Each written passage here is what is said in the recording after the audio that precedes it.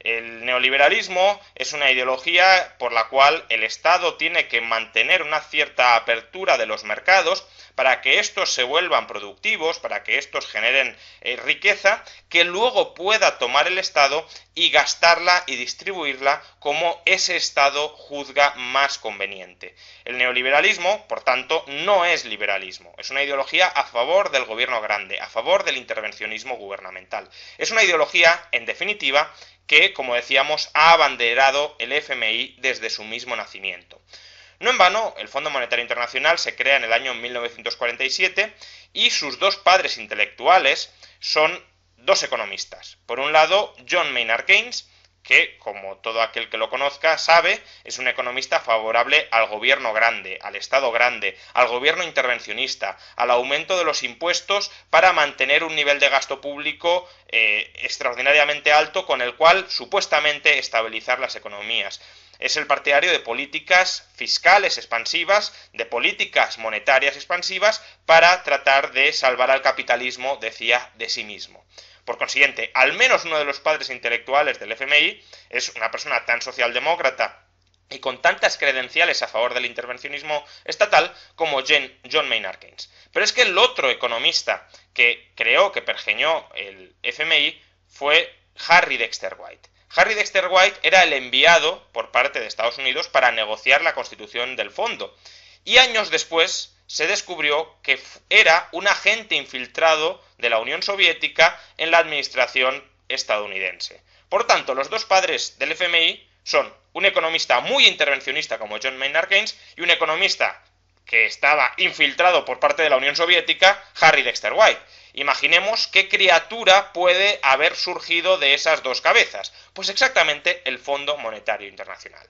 El Fondo Monetario Internacional, en su origen, tenía como cometido que los gobiernos, cuando se enfrentaban a una situación de descrédito ante los mercados financieros, no tuviesen que ajustarse tanto como les habría sido impuesto en el sistema de patrón oro. En el patrón oro, que es el sistema dentro del cual se crea el Fondo Monetario Internacional, si un gobierno se quedaba sin financiación, si un gobierno se endeudaba con el extranjero y los extranjeros dejaban de confiar en ese gobierno no tenía otro remedio que rapidísimamente, de manera inmediata, ajustar sus cuentas para recuperar la credibilidad internacional. El Fondo Monetario Internacional se crea para evitar esto, para que los gobiernos pudiesen extender, retrasar, diferir el plazo, el momento del ajuste, a ver si escampaban las circunstancias internacionales que hacían que no se confiara en la situación financiera de ese gobierno. ¿Y cómo se lograba esto? Pues básicamente el FMI le otorgaba un crédito en oro al gobierno sobre el que había dudas, y de esa manera el gobierno no tenía que ajustarse de manera inmediata para mejorar su credibilidad exterior. Pero es que a partir del año 1973, cuando desaparece el patrón oro, la situación todavía se agrava más, porque si el FMI se crea durante el patrón oro para gestionar situaciones específicas del patrón oro, lo lógico habría sido que desapareciera. Pero lo que sucedió fue que el FMI se reinventó. ¿Y se reinventó en qué?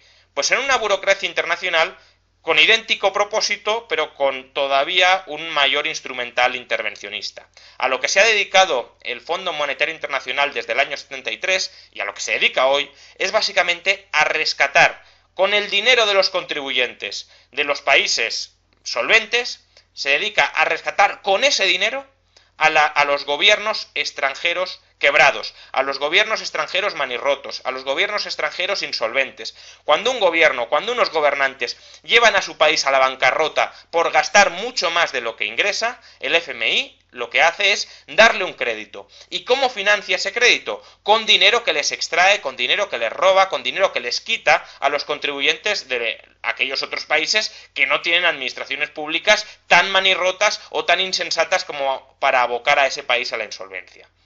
Por consiguiente, desde una perspectiva liberal, es absolutamente inconcebible la defensa de esa burocracia que se dedica a quitarle el dinero a los contribuyentes de los países serios, de los países solventes, para entregárselo a los políticos de aquellos otros estados manirrotos, insolventes y corruptos. A eso es a lo que se dedica el Fondo Monetario Internacional. Y por eso, desde una perspectiva liberal, que no neoliberal, el FMI debería ser cerrado mañana mismo.